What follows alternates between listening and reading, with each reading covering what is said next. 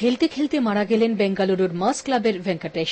দক্ষিণ পূর্ব রেলের সঙ্গে ম্যাচ ছিল। ভারতীয় ফুটবলের সঙ্গে যুক্ত মেডিকেল ব্যবস্থার কি আদৌ উন্নতি হয়েছে? 1990-এ সন্তোষ ট্রফি খেলতে গিয়ে মাঠেই মারা যান বাংলার সঞ্জীব দত্ত। তখন এআইএফএফ একটি রিভিউ কমিটি গঠন করে। সেই কমিটিতে ছিলেন ডক্টর কল্যাণ মুখোপাধ্যায়। 22 বছর হয়ে গেল, ভারতীয় ফুটবলের মেডিকেল টিমের কোনো পরিবর্তন নেই। সেদিনের কমিটির কি প্রস্তাব ছিল যা ফেডারেশন আদৌ মানল না?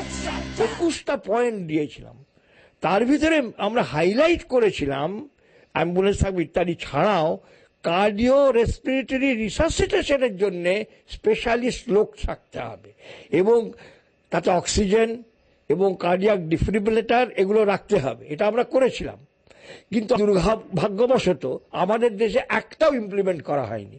বোল্টন ওয়ান্ডারার্সের মমবার কার্ডিয়াক অ্যারেস্ট এখন শিরোনামে। 78 মিনিট মৃতই ছিলেন, বলছেন ডাক্তার সাম মহিউদ্দিন। হার্ট অ্যাটাক আর কার্ডিয়াক অ্যারেস্টের পার্থক্য কোথায়?